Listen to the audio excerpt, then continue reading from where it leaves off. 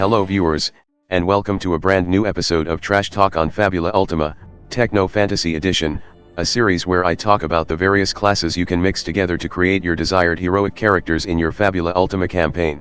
In today's episode, Mutant, Abomination, Experiment, Lycanthrope, people whose souls and bodies bear the signs of technological or magical pollution, each capable of altering their bodies in strange and unprecedented ways, but their power comes at a painful price and can be a dreadful sight to behold. In terms of mechanic, adaptation is the theme here.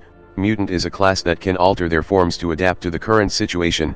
This is done through consuming their hit points, but a mutant can also regain them back more easily than other classes, and can be tougher than you think. In fact, most mutant skills and abilities utilize HP, so you are free to use your MP for whatever. As for the free benefits, the mutant class can give you a permanent +5 to your health, something this class needs a lot of for sure. Now, let's take a look at the mutant skill, starting with Acromorphosis. Acromorphosis, you can throw hands better than anyone else as your fists now deal up to 12 extra damage, which is on par with some of the heaviest melee, and you gain up to 3 bonus to your accuracy checks with your fists too, at the start of your turn during conflict. You may also choose a weapon category other than brawling, as your fists can morph into every other classes. If you choose bow, firearms, or thrown, these fists become ranged weapon instead. Already we are off to a great start.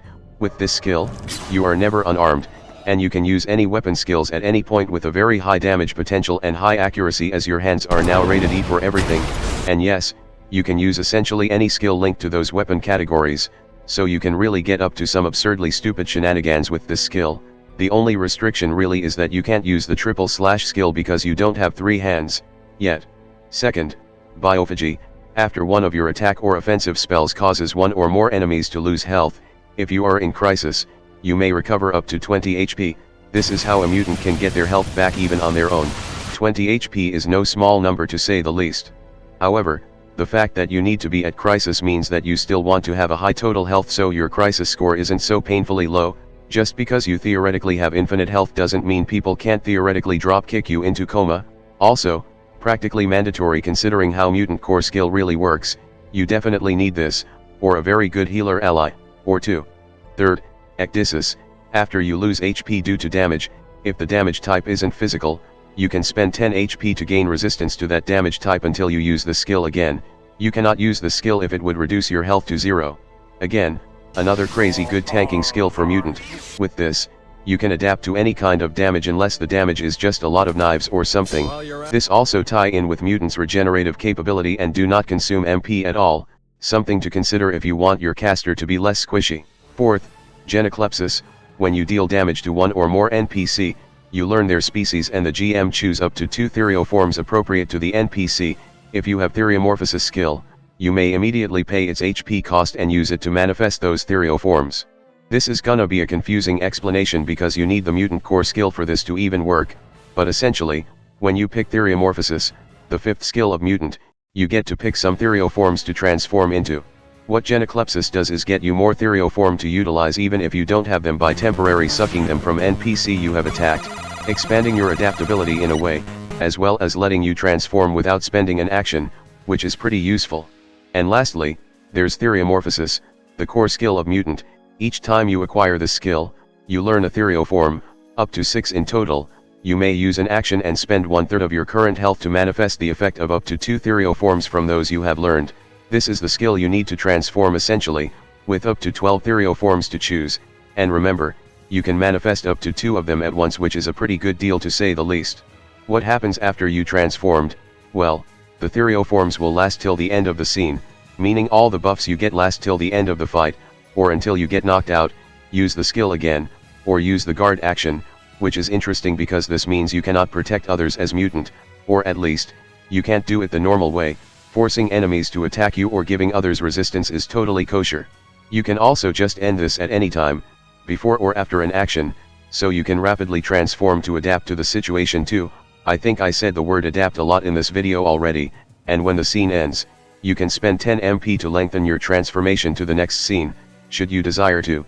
The main problem here, the HP cost, no matter how high it is, it always consumes 1/3 of your health. On the other hand, no matter how low it is, it still consumes 1/3 of your health, The fact that it consumes health instead of MP means that you are free to use your MP on other things, so a magic casting mutant is an extremely viable build, and if you are careful about your need to transform, you might even be able to get away with having poor health care. I also want to mention that you don't need to stick with icky biological transformation with mutant, it could perfectly be something more magical or technological like nanomachines. Anyway, let's talk about the Therioforms. First, let's get the duplicates out of the way first. Arpactida, Dynamotheria, Tachytheria all increase your insight, might, and dex by 1 die size. However, while the later two lets you advance or erase clock more, Arpactida lets you hit creature in crisis harder. Why the difference? I don't know, but I guess the extra brain matter lets you do more damage somehow. Next there's Electrophora, Pneumophora, Pyrophora, and Toxicophora. Can you guess what they do with their name? Why does this remind me of Sunny? God, I bloody miss Sunny, the old one. I need to clarify that, with these Therioforms, you may have your damage deal bolt, air, fire, and poison damage instead, and if you do 20 or damage, the enemy will feel it and get a status effect. Mixing two of these as a combo Therioforms might not be a good idea, but if you want to be a biological avatar, go ahead. And now we have 5 left. Amphibia lets you breathe underwater and see more clearly in dim light.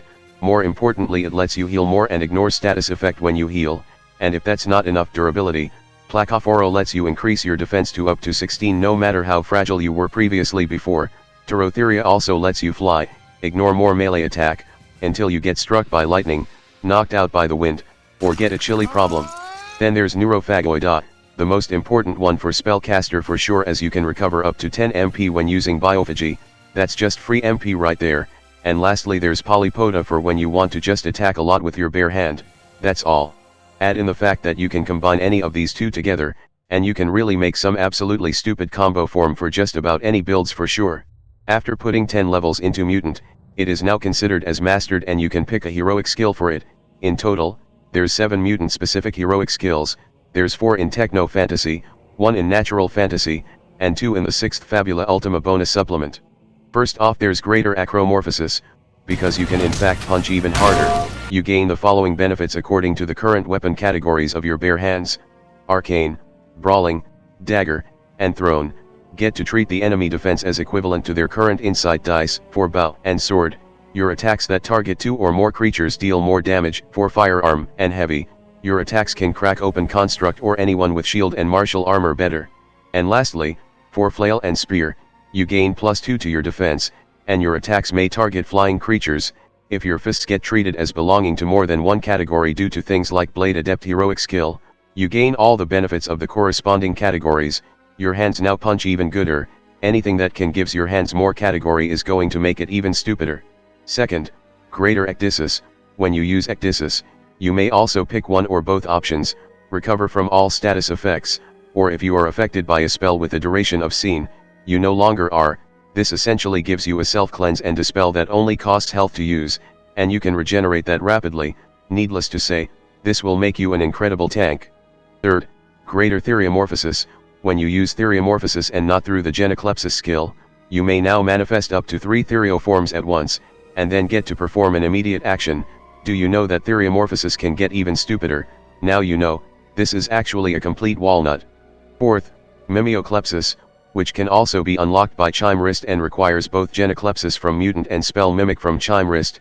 As I mentioned in a past episode, when you use Genoclepsis on an NPC, if that NPC species is one you can learn spells from, the GM must reveal all spells used by said NPC and you may learn one of those spells as a Chime Wrist spell of your own.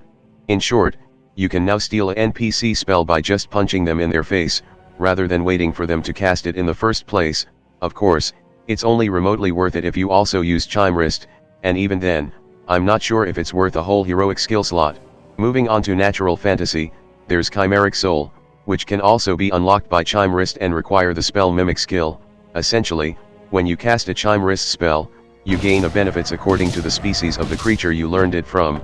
Choose one: gain resistance to both damage types associated with the creature, or when you deal damage type associated with the creature, do more damage. Useful for when you need that extra defense or that slight increase of a punch.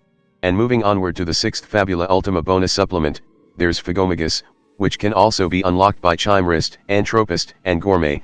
It's a skill that enhances Dispel spell if you have it, allowing you to multi-target allies or enemies with it, and if you use it to wipe out spell effects off enemies, you could either gain back large amount of MP or apply the spell effect on you instead. This heroic skill is good for support, but obviously you need to learn the Dispel spell in the first place, which can come from Entropist, or learn from a random creature via Spell Mimic. And lastly, there's Symbiotic Roots, which can also be unlocked by Chimerist, Floralist, and Wayfarer, and requires the Faithful Companion skill, Construct Species version. This allows you to heal your companion as you recover your HP, a good combo with Mutant Biophagy skill, and lets your companion perform a free attack if their health is at max and they haven't done anything yet. Perfect if you want a meat shield that can do something on their own. And that's basically it on Mutant, people who can morph their bodies painfully in a way that's absolutely not symbolizing anything at all. Anyway, that's all for now, and I will see you all next time. Hello there, if you like this video, please subscribe and click that notification bell button. If you want to see the videos early as well as further support my channel, you can join in my Patreon page, or buy me some coffee, links in the description. Anyway, have a nice day.